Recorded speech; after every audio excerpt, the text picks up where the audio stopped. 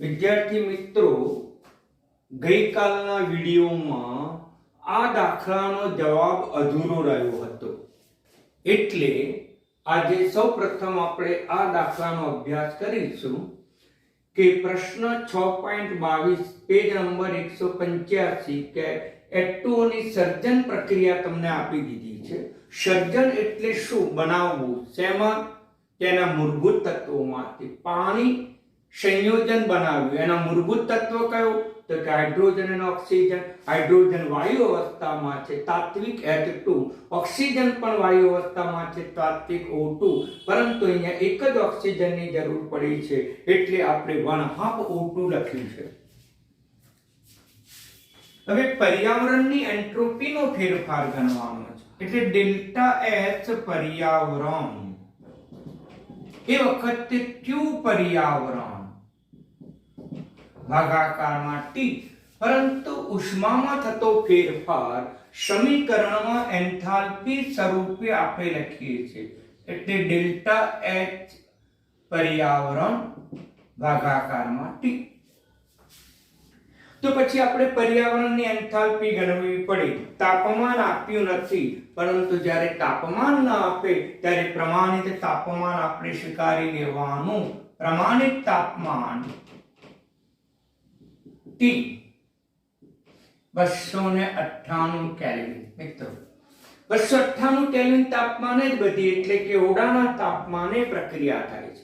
25 degree Celsius તાપમાને પ્રક્રિયા થાય છે, એમ આપણે સ્વીકારી લઈએ. આમ પ્રમાણિત પરિસ્થિતિમાં તાપમાન 25 ડિગ્રી સેલ્સિયસ અથવા તો 298 કેલ્વિન તાપમાન આપણે લઈએ છીએ. હવે આ પ્રક્રિયા થાય ત્યારે આ આપણી પ્રણાલી છે, પાણી બનતી પ્રણાલી છે. ડેલ્ટા H જે છે -98 છે, એટલે કહી શકાય પ્રણાલી ઉષ્મા ક્ષેપક છે, એટલે કે પોતે ઉષ્મા ગુમાવે છે. કેટલી ઉષ્મા ગુમાવે છે? ડેલ્ટા H નું મૂલ્ય આપી દીધું છે, -286 જેટલી ઉષ્મા પોતે ગુમાવે છે. પર્યાવરણ આટલી ઉષ્મા ગુમાવે છે પ્રણાલી, તો એ ઉષ્મા ગઈ ક્યાં? તો કે પર્યાવરણમાં. પર્યાવરણ ઉષ્મા મેળવે છે. કેટલી ઉષ્મા મેળવે? ઉષ્મા મેળવે એટલે ઉષ્મા શોષક પ્રક્રિયા. અને ઉષ્મા શોષક પ્રક્રિયા માટે ડેલ્ટા H નું મૂલ્ય ધન. કેટલી ઉષ્મા મેળવે, કેટલી ઉષ્માનું શોષણ થાય? તો જેટલી ઉષ્મા ગુમાવે એટલી જ ઉષ્માનું શોષણ થાય. ગુમાવે છે કેટલી? 286. તો મેળવે પણ કેટલી? તો કે 286. અહીંયા બરાબર ધ્યાન આપો. અણુ મૂલ્ય માઈનસ છે. શા માટે? આ ઉષ્મા ક્ષેપક છે. અણુ મૂલ્ય ધન છે. શા માટે? ઉષ્મા શોષક છે. પ્રણાલી જેટલી ઉષ્મા મેળવે એટલી જ ઉષ્મા પર્યાવરણ પ્રાપ્ત કરે. બંનેનું મેળવેલું મૂલ્ય સમાન હોય, પરંતુ આ ગુમાવે છે એટલે માઈનસ, આ મેળવે છે એટલે પ્લસ. હવે સરળતાથી દાખલો ગણી શકીએ. ડેલ્ટા H પર્યાવરણ, આમાં કિંમત મૂકી દો. પર્યાવરણ કેટલું આવ્યું? તો કે 286. તાપમાન કેટલું આવ્યું? તો 298 કેલ્વિન. તો મિત્રો આનો જવાબ છે, કેલ્ક્યુલેટરની મદદથી ગણીએ તો 0.9597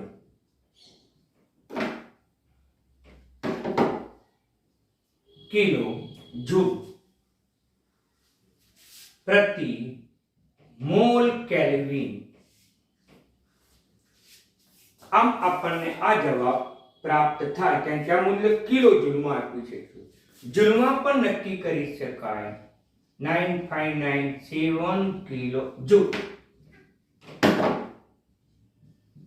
મોલ કેલ્વિન. આમ આપણે આ દાખલો સરળતાથી ગણી શકીએ. મિત્રો, કે જી અને નીટમાં પૂછાતા તમામ પ્રશ્નો એ સ્વાધ્યાયમાંથી, કોયડામાંથી કે લખાણ સંબંધીમાંથી જ પૂછાય છે. પરંતુ એના વિકલ્પો આપતા નથી. આપણે જો એમાંથી વિકલ્પો શોધીને જો દાખલો ગણીએ તો આપણો જવાબ આ આવશે. એટલે વાસ્તવમાં આ પ્રત્યક્ષ કે પરોક્ષ રીતે એક પ્રકારની નીટ જીની જ પ્રેક્ટિસ છે, પરંતુ રકમ આપેલી છે, વિકલ્પો 4 આપ્યા નથી. આપણે 4 વિકલ્પો કયા છે એની સાથે આ સંબંધ ધરાવતા નથી. એ હું તમને સ્વાધ્યાય સ્વરૂપે, અસાઇનમેન્ટ સ્વરૂપે, પેપર સ્વરૂપે તમને મોકલી આપીશ મિત્રો. પરંતુ તમને આ જે પ્રશ્નો છે એ નીટ જીના જ પ્રશ્નો છે એમ માનીને તૈયાર કરજો. 4 વિકલ્પો આપતા નથી, સાચો વિકલ્પ સીધો ગણતરીથી શોધી દઈએ એટલે એમાં જવાબ આટલો આવતો. હવે બીજા 2 અગત્યના દાખલા છે મિત્રો, પાઠ્યપુસ્તકના જ છે. પેજ નંબર 182 ઉપર કોયડો 6.11 અને બીજો કોયડો 6.12 બંને ઇમ્પોર્ટન્ટ છે, બંને MCQ માં તમને પૂછાઈ ગયા છે. હવે અહીંયા ડેલ્ટા G ગણવાનું છે, સંતુલન અચળાંક આપેલો છે. જ્યારે આ દાખલામાં ડેલ્ટા G આપેલું છે અને સંતુલન અચળાંક ગણવાનું છે. માટે બંને દાખલા ગણવા માટે, ઉકેલ મેળવવા માટે ડેલ્ટા G અને સંતુલન અચળાંક વચ્ચેનો સંબંધ ખબર હોવો જોઈએ. આપણી પાસે ઇમ્પોર્ટન્ટ સૂત્ર હતું ડેલ્ટા G0 પ્રમાણિત -2.303 RT log K. મિત્રો મુક્ત ઉર્જા બતાવે છે, આ R એ અચળાંક બતાવે છે, 8.314 જૂલ. T તાપમાન બતાવે છે, આપી દીધું છે. અને log K એટલે સંતુલન અચળાંક, એટલે સંતુલન અચળાંક પણ મિત્રો તમને આપેલું છે. તો આમ આની મદદથી ડેલ્ટા G ગણી શકીશું. આ દાખલામાં સંતુલન અચળાંક ગણવાનો છે, ડેલ્ટા G આપેલો છે. ટૂંકમાં બંને પ્રક્રિયાઓ એકબીજાથી વિરુદ્ધ ગણતરી સૂચવે છે. હવે ધ્યાન આપો, આમાં પ્રક્રિયા સાથે કોઈ સંબંધ નથી. ડેલ્ટા G અને K વચ્ચેનો જ સંબંધ દર્શાવતો, એટલે 2 મૂલ્યોની જ જરૂર છે. એટલે પહેલો લઈએ આન્સર 6.11. આપણને ડેલ્ટા G ગણવાનું છે, સંતુલન અચળાંક Kp આપી દીધો છે, એટલે આપણે મૂકી દઈશું 2.303 RT log K. R નું મૂલ્ય આપણે લઈશું 8.314, T નું મૂલ્ય 298, log K ની કિંમત આપણે મૂકીશું 2.47 ગુણાકારમાં 10⁻⁻²9. આમ Kp પણ મૂકી શકાય, K પણ મૂકી શકાય.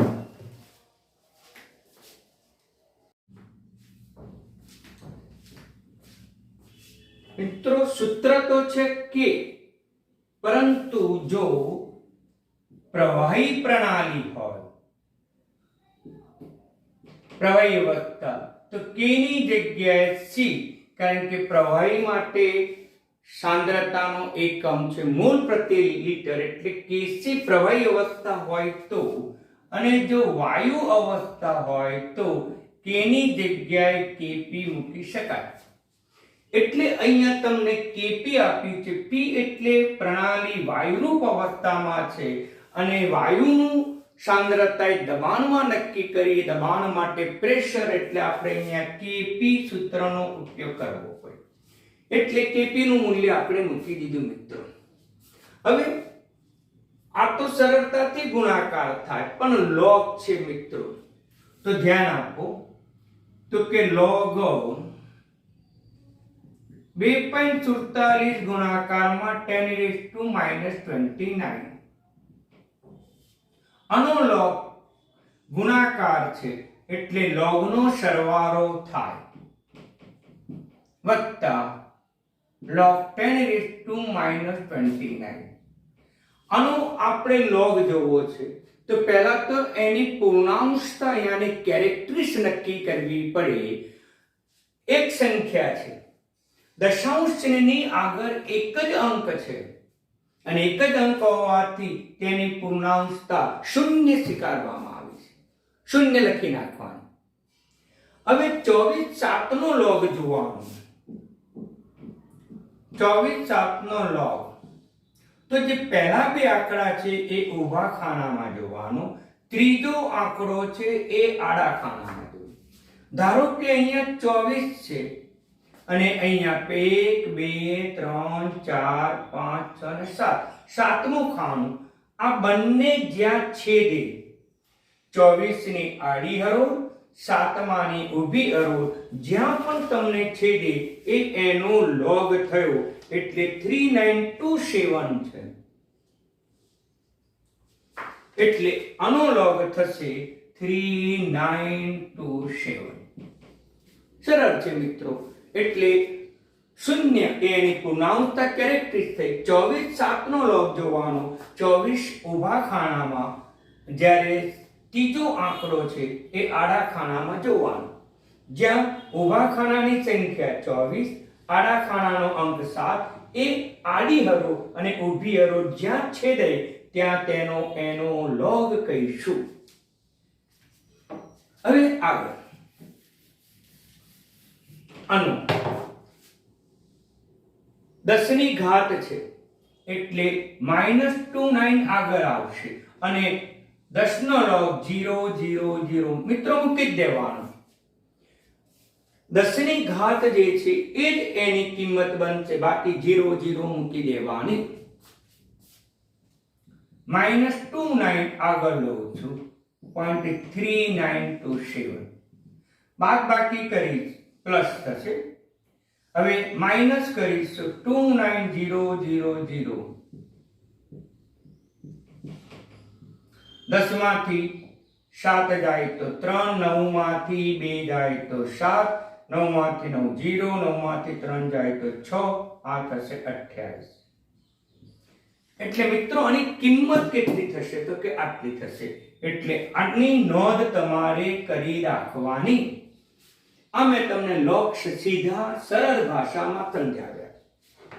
હવે આની કિંમત આપણે શોધી નાખી. કેટલી કિંમત તો કે -28.77.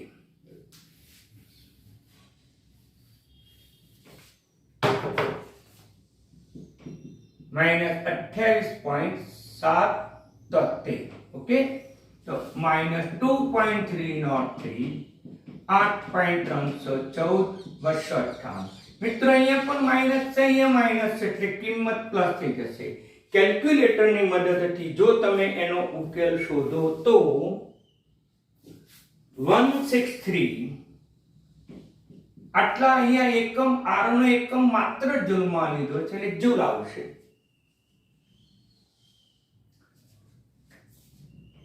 પરંતુ કિલો જૂલમાં લેવો હોય તો કિલો જૂલ લઈ શકીએ. આમ આપણને પુસ્તક કરતા થોડો જવાબ ભિન્ન આવશે. આનો એકમ જૂલ પ્રતિ મોલ તો કિલો જૂલ પ્રતિ મોલ, પરંતુ આન્સર MCQ માં જે વિકલ્પોમાં આપ્યો હતો એ 163 કિલો જૂલ પ્રતિ મોલ આપ્યો હતો. એટલે મિત્રો આપણે આ આન્સર સ્વીકારવાનો. એટલે સરળ દાખલો છે, સાથે સાથે કેટલાક કોન્સેપ્ટો પણ હું અહીંયા લઉં છું.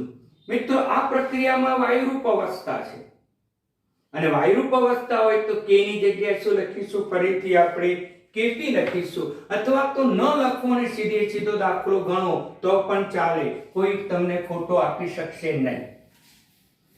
હવે આ દાખલો લઈએ.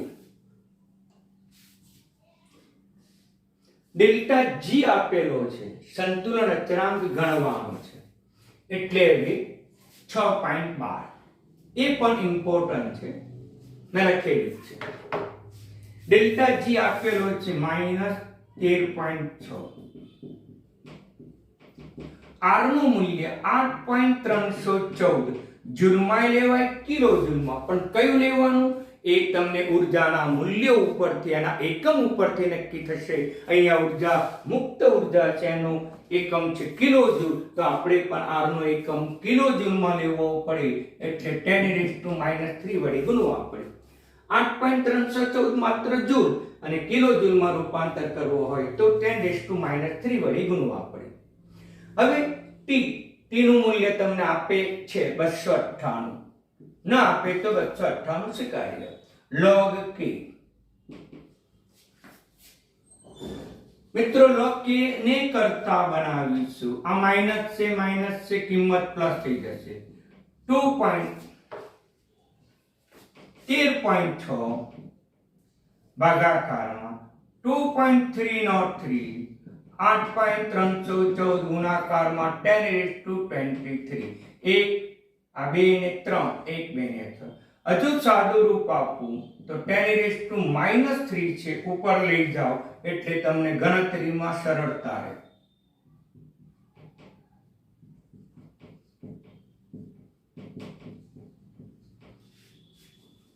આની કિંમત મિત્રો આવશે કેલ્ક્યુલેટરની મદદથી શોધીશું તો 2.38. 2.38. પરંતુ log k ની કિંમત 2.38 થઈ. પણ log દૂર કરવા હોય તો એન્ટીલોગ લેવો પડે. k બરાબર એન્ટી, આના કરતા આ બાજુ જાય એટલે વિરુદ્ધ થઈ જાય એટલે એન્ટીલોગ કહી શકાય. આવું પણ લખી શકાય 1/log 2.38 એટલે એન્ટી log શબ્દ વાપરવામાં આવે છે 2.38. ઓકે મિત્રો, તો એ log વ્યસ્તમાં લઈ જવો પડે. વ્યસ્ત એટલે ઇન્વર્સ એટલે એન્ટી log તરીકે ઓળખવા. 2.38 છે, ધ્યાન આપો. 2.38 છે. એન્ટીલોગ જોવો તો બિલકુલ સરળ છે. એક્ઝામ્પલ તરીકે લઈ લઉં. એક્ઝામ્પલ તરીકે દાખલા તરીકે એક સંખ્યા છે a b, કેપિટલ લઈએ a b c અને d. આવી એક સંખ્યા છે. તો આનો એન્ટીલોગ જોવાનો.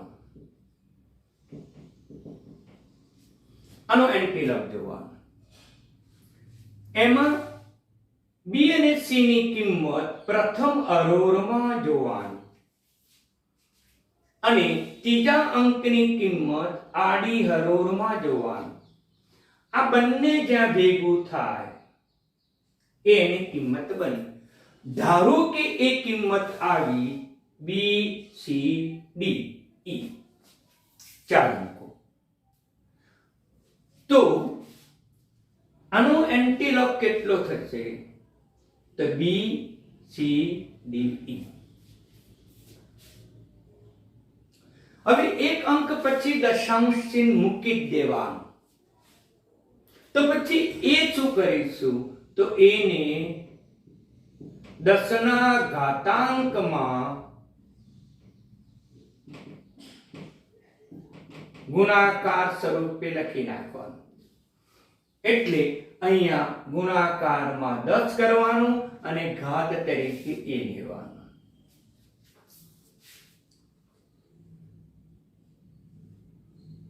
ઓકે મિત્રો, તો આ રીતે આપણે સરળતાથી એન્ટીલોગ જોઈ શકાય. લોગ અને એન્ટીલોગ જોવાની પદ્ધતિ સમાન છે, પરંતુ થોડી ભિન્નતા છે. એ વખતે આ કેરેક્ટરીસ જે છે એ કેરેક્ટરીસને ધ્યાનમાં લેતા નથી, ફક્ત આનો જ એન્ટીલોગ જોવામાં આવે છે.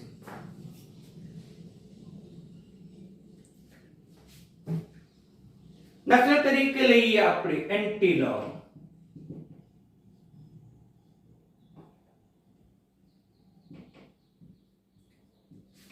આનો એન્ટીલોગ જોવો છે.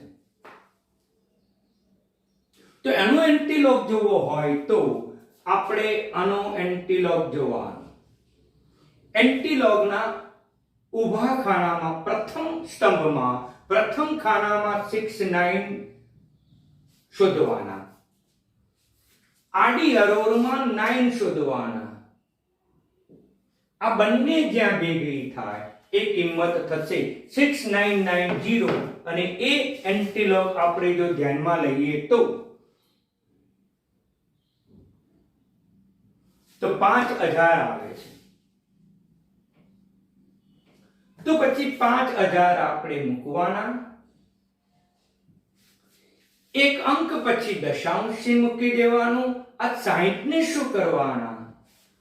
તો 10 ના ઘાતાંકમાં ગુણાકાર તરીકે મૂકી દઈશું. ગુણાકાર માટે બિલકુલ સરળ છે.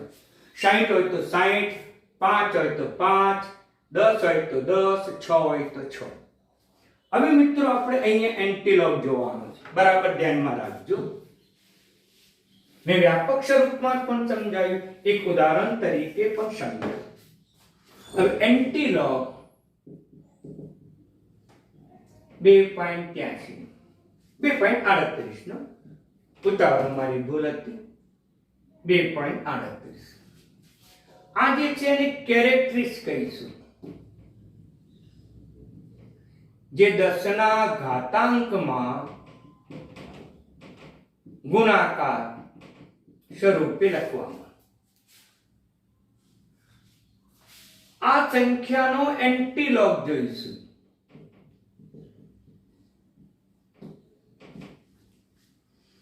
આડત્રીસ સંખ્યા છે. પહેલું જે કોલમ છે એ પહેલા કોલમમાં 38 આપેલું જ હશે. આ પહેલું કોલમ, તેમાં 38 શોધી કાઢવાના.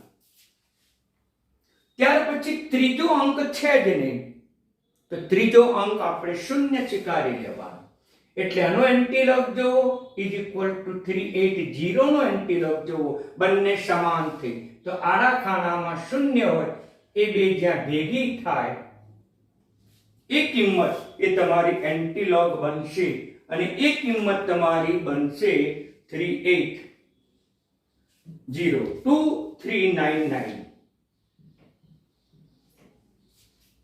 માટે આનો એન્ટિલોગ કેટલો બનશે? 2.399. જે અંક છે એ અંકમાં પ્રથમ અંક પછી દશાંશ મૂકી દેવાનું. હવે આ 2 છે, 10 ના ઘાતાંકમાં મૂકવું પડે. જે અગાઉ મેં એક વ્યાપક ઉદાહરણ પણ લીધું, પછી એક બીજો પણ ઉદાહરણ લીધું, આ ઉપરાંત આ ચોપડીનું આપણે ઉદાહરણ લીધું. આનો જવાબ 3 ને છે એ અહીંયા આગળ ઉમેરી દઈએ, 4 થઈ જશે 10⁻². આમ આપણને k નું મૂલ્ય આટલું આવશે મિત્રો. એટલે બંને દાખલા લોગની મદદથી ગણવાના હતા. સરળ હતું. નીટજીમાં તમને લોગ આપે મિત્રો, આવું પુસ્તક તમને આપે એટલે તમારે લોગ જોવાની પદ્ધતિ તમારે સમજી લેવાની. અને કદાચ તમને ન ફાવે તો હજુ પણ મને વોટ્સઅપ દ્વારા જાણ કરજો, તો હું તમને હજુ બીજા વધારે ઉદાહરણો દ્વારા આ બધા લોગના દાખલા સરળતાથી સમજાવી શકીશ. ઓકે મિત્રો, ધન્યવાદ.